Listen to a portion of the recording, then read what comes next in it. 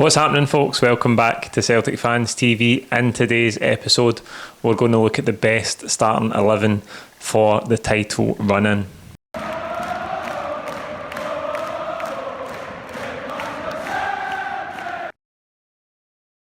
Yes, folks, welcome back. Something a wee bit different for you today. It's obviously the international break. Celtic aren't playing this week. That is torture at the best of times, but particularly before this run-in with so many crucial games that are probably going to decide the season. Potentially 9 games left in the pursuit of what could be a treble for Ange Postecoglou in his first season as Celtic manager. So much riding on these games. It is going to be a really, really intense period. We've obviously got the 3 derbies in the next 4 or 5 weeks. And obviously the final post-split league fixtures as well. A lot to be decided, so much to play for. So what I wanted to do was make a video, look at the best starting 11 for the run-in. Now, when I make the starting 11 predictions every week, people always ask me, what do you think the team will be? Because if you watch the starting 11 prediction on a regular basis, you know that that's me picking the team that I think the manager will go with for any given game. I don't see much point in picking the team that I would pick, because who am I? And that would never be right. Know that the starting 11 predictions I do are right that often, but I thought before these games, as I say, potentially 9 huge games left, and the team getting back to a place where most players are fit. We're only waiting on Kyogo to come back now.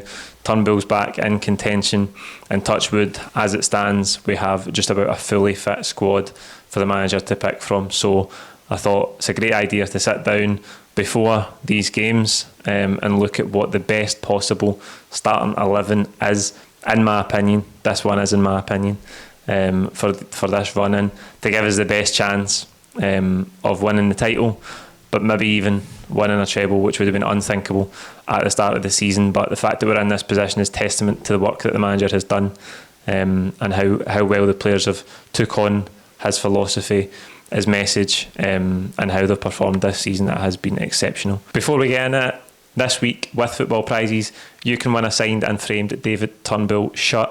I'll put the link in the description below. There's 99 tickets available. They are £3.95. You can get 10% off all tickets with the code CelticFansTV10. This is a great prize. You can see it on your screen right now. It is live until Thursday the 31st of March. It closes at 7:30 as usual. You have to buy a ticket to be in my chance of winning. So click the link below to get involved, and good luck with the draw. Before we get into the team that I think is best for this run-in, I wanted to look first of all at the most picked team this season. So on your screen now, you can see the players with the most starts in each position. Maybe a few surprises in there. Joe Hart has the most starts. The back four, kinda self-explanatory. Ralston, maybe a surprise in there for some people, but you need to remember that this is the whole season. And that first half had a lot of games in it. So Juranovic arrived late in the summer transfer window. Ralston had been in the team since that very first competitive game against Midtjylland. So he's had 37 starts. That's a lot. The same as Carter Vickers. Carter Vickers again arriving on the last day of the summer transfer window. Barely been out of the team since. And Starfelt, a lot of starts as well. Those two have been absolutely key to the defensive structure of the team, and they've performed brilliantly for the most part this season. Taylor at left back, that is obviously an area that there's constant debate about, and one that a lot of supporters would like to see improve in the summer, but there's no surprise that Taylor has had the most starts there. The midfield is the area where it's heavily weighted by the first half of the season, because we've only had 2 or 3 months of the second half, and guys like Hatate, O'Reilly, they only arrived in January, so this measurement isn't really fair to them. But what that highlights there is the reliance on Turnbull and Vogic in that first half of the season. It was an over-reliance. They were the only options we had. I think there was maybe a couple of games where one of them was injured, and we really, really struggled for attacking midfield options. The recruitment in January was really good. It's given us a much better balance in midfield, and that's something we'll talk about in this best 11. So the front three as well. Abada's had a lot of starts. Jota Jota's number of starts is surprising. He has had a couple of injuries, and there's been the odd occasion where the manager has chosen to start him on the bench. He's had 5 sub appearances this season, Jota. I think when I've done this, I would expect his number of starts to be a wee bit higher. And then Kyogo through the middle, remarkable the impact that Kyogo's had in such a short period of time.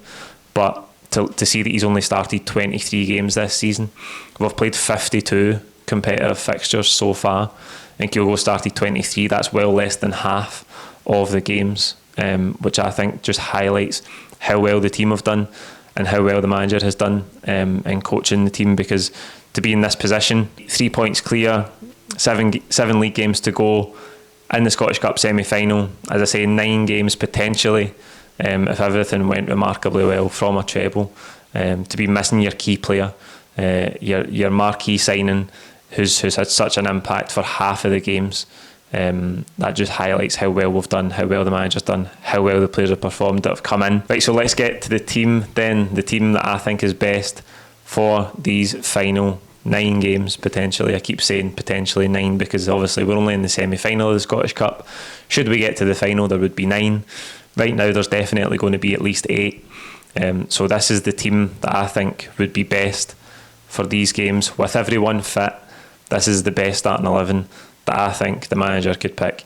But I caveat everything here by saying, as I just covered, looking at the team with the most starts, guys have come in who we thought were squad players and performed really, really well. And that's the real benefit of where the team finds itself, and probably a great position for the manager to be in, where he knows that should any injuries or suspensions come up, he's got guys that can come in and perform to a high level. They've done that when we've been missing big players this season.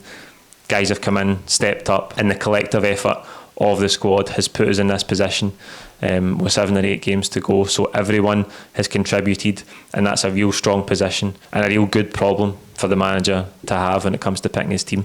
So in goals, it's obviously Joe Hart. I'm going to do this bisection of the pitch. The back 4 that I think is best for the run-in is Juranovic at right back. It's obviously that combination of Starfelt and Carter-Vickers, and Taylor at left back. We've been over this a lot in recent weeks. The full-backs are the areas that there's maybe a bit of contention on. Juranovic, I think, has been superb since he arrived at the club. Ralston this season has been absolutely brilliant. We've talked a lot about him through the season, the difference in him, the level of performance, but also the goals and assists that he's contributed when he's played. He's been absolutely excellent, Anthony Ralston, but I just think Juranovic, when everyone's fit, I think Juranovic gets the nod just ahead of him. But as I say, that is one of those areas where the manager's totally comfortable, and so are the supporters now. If Ralston has to come in, we know that he can do a really good job for us. And at left back, Taylor is the only option that I see. He's the only option for me. Scales is there, but I don't think Scales has done enough in the few appearances he's had this season to be staking a claim to start whenever he's fit. So it's definitely that back 4 in midfield. This is the one that I think will change a lot from that team with the most starts. As I say, it's heavily weighted to the first half of the season, but we've had Hatate and O'Reilly arrive, and now we've got a lot more variety in that position. Ideguchi's there as well. We haven't seen a lot of him, but it will be McGregor in the deeper position. I think that's the ideal setup for us. That's where McGregor spent most of the season. A couple of weeks ago he did have 1 or 2 games where he moved forward into that sort of 8 more advanced position, but I think whenever he's fit and the manager can play him where he wants to, it's going to be in that deeper position. In front of him, I think the best combination is Hatate and O'Reilly. Now Hatate, when he burst onto the scene after arriving in January, he scored some really important goals in high profile games away at Tynecastle and then the derby at Celtic Park. He scored excellent goals. His defensive work was really, really good. I think it's fair to say that he's tailed off. His performance level has tailed off a bit since then. It would have been totally unreasonable to expect those levels from him every single week, or we wouldn't be able to hold on to him for long, that's for sure. I think he has sort of levelled out in terms of his performances now, but he's the option in midfield that I think gives us the best balance between defence and attack. I think the over-reliance on Turnbull and Walgett in the first half of the season, those two are out and out 10s. One of them maybe playing as an 8, but it's like having 2 10s. And I think in the bigger games, we've got 3 derbies coming up. We obviously can't afford to be playing 2 naturally attacking players in those positions, because there's going to be defensive work to do, and the battle in midfield is really, really important. So I think Hatate alongside O'Reilly since he's come in, again, Tynecastle, the derby at Celtic Park, excellent performances, and I really like there's an intensity to O'Reilly, there's an intensity to his play. I was reading an article this week, I think it was Celtic by Numbers, looking at the stats in terms of interceptions and how effective he is at pressing, and his range of passing. He's really, really good, and he's been the standout since the turn of the year. So I think O'Reilly is really, really important for us. That's probably the midfield that I would go with next week. Now, I'm not going to give too much away in terms of the build-up to next week's game at Ibrox, because we're going to have a preview show here for the studio, and then we'll have the starting 11 prediction as normal. But I think that's the best midfield 3 for us. You can leave your comments below. Let me know who you think the best midfield 3 is. What's the midfield 3 that gives us the best balance, particularly in these tough games, these high-profile games where there's not much between the teams. What is the best midfield 3? And in terms of the front 3, I've gone with something a wee bit different. I think there's been a wee bit of debate following the starting 11 last week as to whether Jota on the right-hand side would be the way to go. Jota's played on the right-hand side a couple of times this season, and he's looked really, really strong there. I know that is moving him out of position, but I've went with it. It's a wee bit of a curveball. Again, it's another. I could have went with Abada on the right hand side, Jota on the left, Kyogo through the middle, but I've chosen for now to have Jota on the right, to have Maeda on the left, and whenever he's fit and he's back to full sharpness, Kyogo through the middle. Obviously, it might be best to have Jota in his natural position. That's where he spent most of the season. It's where his best performances have come. But I think the difference between Maeda and Abada in the team, Abada's had a great record in terms of scoring goals this season. He scored big goals for us, none more so than that derby at Celtic Park the last time out. But I think having Jota on the right hand side and Maeda's intensity without the ball on the left hand side will be really, really important for us in these games. I think in terms of times where we haven't got the ball, Maeda's presence is a lot more difficult to deal with than Abada, and I think just in terms of how difficult these games are going to be, we've got so many big games in such a short space of time.